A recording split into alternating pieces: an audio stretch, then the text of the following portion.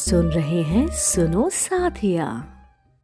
अरे छुटकी छुटकी, इधर आ जल्दी से, कहाँ है? ठकुराइन ने जोर से आवाज देते हुए बुलाया। छुटकी दौड़ती हुई ठकुराइन के पास आई और स्नेह नैनों से टुकुर टुकुर उसकी तरफ देखने लगी। यहीं रुकी, मैं अभी आई। इतना कहकर ठकुराइन भीतर रसोई में जाकर कुछ खाना लेकर आई और छुटकी से कहा, तेरा बर्तन कहाँ है? जा भाग, जल्दी से लेती आ।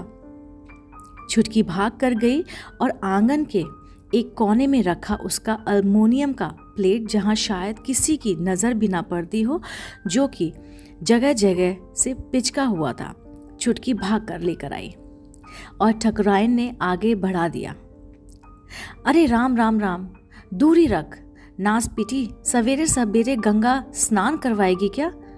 और भनभनाते हुए ऊपर से उसके प्लेट में खाना परोस दिया। यह ले जा, दोनों माँ बेटी खा लेना और जल्द से काम कर, धूप सिर पर चढ़ने को है और अभी तक घर का एक काम तक नहीं हुआ है। माई ठकुराइन हम लोगन के साथ ऐसा बर्ताव काहे करत है? हम लोग भी तो उन्हीं की तरह मानुष है ना। चुटकी की माँ की तरफ मासूमियत भरी नजरें हजारों अनकहे सवाल लेकर देख रही थी। अरे चुप हो जा, ठकुराइन सुन लेगी ना, अपना दाना पानी बंद हो जाएगा। फुलवा वर्षों से ठकुराइन के यहाँ काम करती आ रही थी और इस तरह के व्यवहार से आदी हो चुकी थी। फुलवा ने छुटकी का स्कूल में दाखिला भी कराया था, पर वहां पर भी जात पात ने उनका पीछा नहीं छोड़ा। सम व्यवहार ना मिलने के कारण घिन होकर छुटकी ने पाठशाला जाना ही छोड़ दिया था। दिन भर अपनी माई के पीछे पीछे उसका पल्लू पकड़कर चिपकी रहती थी, साथ ही उसके काम में हाथ बटाया करती थी। ठाकुर साहब गांव के बड़े जमींदार थे और उनकी जमींदारी का रौब वहां के 10 गांव में चलता था। ठाकुर साहब और ठकुराइन के इकलौते पुत्र थे सुबोध, जो कि अक्सर छुटकी के साथ खेला करते थे और उसको किसी न किसी बात पर परेशान करते थे। छुटकी कहने को तो छोटी थी, पर समझदारी में इतने अच्छे अच्छे को कान काटती थी। वो सुबोध को कभी कभी आड़े हाथ ले लेती थी और छुटकी जरा इधर उधर आना। आंगन में खेल रहे छुटकी को सुबोध बड़े रौब से बुलाता था। छुटकी भी छोटे ठाकुर की आवाज सुनी दौड़ी चली आती थी। क्या कहे हो छुटकी ठाकुर? मासूमियत, जी हाँ, मासूम भरे लफ्जे से पूछती थी। तू अपना मुंह कभी आईने में देखी है क्या? मालूम है तेरा मुंह किससे मिलता है? किससे मिलता है छोटे ठाकुर? गोल गोल मुंह, फूले फूले गाल और बड़ी बड़ी बिल्ली सी आंखें। सुबोध भी अपना मुंह फुलाकर और आंखें बड़ी बड़ी करके बताता था, एकदम बिल्ली की माफिक दिखती है तू। छुटकी थोड़ी कुड़ जाती, कुछ बोलती नहीं, अपना नाक मुंह सिकोड़ कर वहां से चली जाती। अपनी अम्मा से जाकर शिकायत करती कि छोटे ठाकुर हमको ऐसे कहते हैं माम। सच में हमारा मुंह बिल्ली जैसा है का? अम्मा भी उसकी बात सुनकर हंसने लगती और कहती, बिटिया वो तो तुमसे वैसे ही किलोले करता है, यानी कि मजाक करता रहता है। कभी कभी सांझ पर, जी हाँ, सांझ पहर में सुबोध छुटकी के साथ बैट बॉल खेलता था। वह भी माँ से छुपकर, क्योंकि वह जानता था कि अगर माँ देख लेगी छुटकी के साथ खेलते हुए तो नाराज होगी और इसके आसपास फटकने तक नहीं देगी। सुबोध को ये धर्म रीति रिवाज की बातें इतनी समझ में नहीं आती थी और ना ही उसे भाती थी। फिर छुटकी के साथ उसका खेल का प्रकरण भी कुछ अलग होता था। सुबोध बैटिंग करता और छुटकी से बॉलिंग कराता था। छुटकी भी चुपचाप बॉलिंग करती और साथ ही हर बॉल भी पकड़ लेती। तुम हमको बैटिंग नहीं कराते हो, सिर्फ बॉलिंग कराते हो और हमसे दौड़ाते हो, और बॉल को सुबोध के सामने फेंक कर चली जाती। सुबोध भी शांत बैठने वाला कहाँ था, वो भी भाग कर जाता और उसकी रिबन खोल देता और पूरे रौब से कहता, इस तरह भागकर कहाँ जाती है? चल जा, पानी लेकर आ, हमें प्यास लगी है। छुटकी कुछ पल खामोश रहकर उसकी आंखों में आंखें गड़ाकर कहती, छोटे ठाकुर, हमरे हाथ से पानी पीवोगे तो तुम भी ऊपर आसमान में सटक नहीं जाओगे और ठकुराइन हमका 10 गज जमीन में गाड़ देंगी। हम नहीं लाएंगे तुमरे लिए पानी, तुम खुद ही ला के पी लो। अपना हाथ हिलाते हुए कहती, या नहीं तो महाराज को बोल दो, वो लाके आहाँ के पानी पिला देत। इतना कहकर छुटकी भागकर अपनी माँ के पास चली जाती है। एक दिन अचानक फुलवा भागती हुई आई और जोर जोर से चिल्लाते हुए कहने लगी, ठकुराइन कहाँ हैं आप, जल्दी चलिए जल्दी चलिए। छोटे ठाकुर खेलते खेलते पत्थर से टकरा गए हैं और उनका माथा फट गया है। बहुते खून निकल गया है, रुकने का नाम ही नहीं ले रहा है। ठकुराइन के तो सुनते ही जैसे होश उड़ गए और जैसे जैसे नंगे पांव ही भागी भागी पहुंची तो देखा सुबोध दोस्तों के बीच जमीन पर बेहोश पड़ा था और रक्त की धार बही जा रही थी। गांव में आसपास कोई क्लिनिक ही नहीं था और ना ही अस्पताल था तो वो 15 किलोमीटर दूर था। फिलहाल ठकुराइन जैसे तैसे सुबोध को गाड़ी में बिठाकर अस्पताल पहुंची, पर वहां की दूरी तय करने में काफी समय लग गया।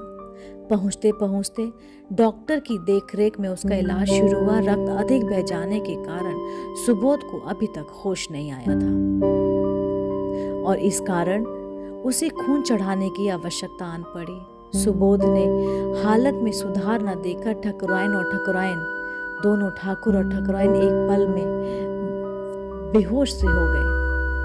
निराशा के बदले छटकने का नाम ही नहीं ले रहे थे। इस तभी अचानक पता चला कि डॉक्टर ने एक हड़कंप सी मचा दी। अस्पताल में सुबोध के ब्लड ग्रुप का खून खत्म हो चुका था। 1 यूनिट और खून की जरूरत थी। अस्पताल में जितने भी अस्पताल थे, जी हाँ, सब जगह पता चला कि वहां पर खून उपलब्ध ही नहीं है। ठाकुर जी ने घर परिवार में आसपास जितना संपर्क हो सकता था उतना पता किया, पर उनको निराशा ही हाथ लगी। उसके तो जैसे हलक में प्राण अटके हुए थे। बड़े से बड़े यज्ञ अनुष्ठान और मन्नतों के पश्चात सुबोध का जन्म हुआ था और उसकी सलामती के लिए कोई कसर नहीं छोड़ना चाहते थे। एक आखिरी उम्मीद बची थी, फुलवा। ठाकुर साहब किसी गहरी सोच में डूबे हुए थे कि डॉक्टर ने आकर पूछा, किस आत्मचिंतन में डूबे हो ठाकुर साहब? ऐसे नाजुक समय में बच्चे को देखेंगे या जात पात को? आप इजाजत दे तो फुलवा का ब्लड ग्रुप मैच कर रहा है। ठाकुर और ठकुराइन ने समय के आगे घुटने टेक दिए। वर्षों का रुतबा, समाज में मान प्रतिष्ठा ताश के पत्तों की भांति ढहता हुआ दिख रहा था। दूसरा स्वार्थी मन सोच रहा था कि अगर पुत्र ही नहीं रहेगा तब ये जात पात संपत्ति के रुतबे का क्या मोल रह जाएगा। फिर हताश होकर अपनी पत्नी की जोर से बोले उसकी ओर नजर उठाकर देखा जैसे कि उसकी भी सहमति की उपेक्षा कर रहे हों। ठकुराइन ने भी समय के आगे मजबूर तथा लाचार होकर ठाकुर साहब के सामने नजरें झुका ली। कुछ पल की खामोशी के पश्चात ठाकुर साहब ने कहा, आप शायद ठीक कह रहे हैं डॉक्टर साहब। इससे आत्ममंथन के पश्चात तो यही समझा आया है कि सभी जाति, धर्म, अमीरी, गरीबी, ऊंच नीच, ऊपर, इंसानियत सबसे ऊपर है। इंसानियत का ही धर्म है। आज कारण जो भी बना हो, मेरी आंखें खुल गईं। फिर एक लंबी सांस खींचते हुए उन्होंने कहा, जैसा आप ठीक समझें वैसा करें। थोड़ी देर बाद डॉक्टर ने आकर बताया कि सुबोध को होश आ गया है। सबकी खुशी का ठिकाना ना था। ठाकुर और ठकुराइन की आंखों से अविरल अश्रुधार बहने लगे। कुछ दिनों में ही सुबोध स्वस्थ होकर घर लौटा, किंतु कमजोरी के कारण अधिकतर समय पलंग पर ही लेटा रहता। फुलवा एक दिन हिम्मत कर छोटे ठाकुर का हाल पूछने चली आई और बहुत ही धीमी तथा हिचकिचाहट भरी आवाज में पूछा, छोटे ठाकुर की तबीयत कैसी है ठकुराइन? पहले से बेहतर है, ठकुराइन ने धीमी आवाज में कहा। सुबोध ने अपनी गर्दन उचकाकर बाहर की तरफ देखा कि कोशिश की जैसे कि उसकी नजरें किसी को तलाश रही हैं। पूछा, छुटकी नहीं आई क्या माँ? छुटकी आई है छोटे ठाकुर, हमारे पीछे छुपी है। रोज ही हमसे जिद कर रही थी कि छोटे ठाकुर से मिलाना है। फुलवा ने अपने पीछे छुपी छुटकी को आगे करते हुए कहा। सुबोध ने छुटकी को पास बुलाया और छुटकी झट से अंदर दौड़कर जाने को हुई, तभी फुलवा ने रोक लिया और कहा, अरे नहीं बिटिया, छोटे ठाकुर की तबीयत ठीक नहीं, तुम यहीं से बात कर लो। छुटकी समझ गई कि अम्मा उसको अंदर जाने से क्यों मना कर रही है। काहे अम्मा, तुम्हारे कारण ही तो आज छोटे ठाकुर की तबीयत ठीक हुई है ना। फिर तो हम सबकी जात एक ही हुई ना। छुटकी ने आज ऐसी बात कह दी जिसे सुनते ही कुछ पल सन्नाटा सा छा गया। तभी ठकुराइन ने बात संभालते हुए कहा, हाँ हाँ छुटकी, अंदर आ जाओ। सहमति हुई वह सुबोध के पास पहुंची, पर थोड़ी दूर ही खड़ी रही। क्यों रे छुटकी, कहाँ थी इतने दिन? छुटकी का बोलने का तो बहुत मन किया। हम कहाँ, तुम ही तो इतने दिन से गायब थे छोटे ठाकुर, पर सबके बीच चुप ही रही। अरे तूने अपने पीछे क्या छुपा रखा है, दिखा तो। छुटकी ने अपना हाथ आगे बढ़ाते हुए मासूमियत भरे शब्द में कहा, बॉल है छोटे ठाकुर। फिर अपनी नजरें चारों तरफ घुमाते हुए सुबोध ने कहा, अब तो तुम आराम से बैट बॉल खेल सकेंगे ना छोटे ठाकुर? हाँ हाँ छुटकी, क्यों नहीं, जब सुबोध ठीक हो जाएगा तुम उसके साथ खेल सकती हो। ठकुराइन ने छुटकी के माथे पर हाथ सहलाते हुए कहा। छुटकी भी हैरान थी कि जो ठकुराइन ऊपर से ही खाना परोसती थी, आज वो उसके हाथ पर सर फेर रही थी।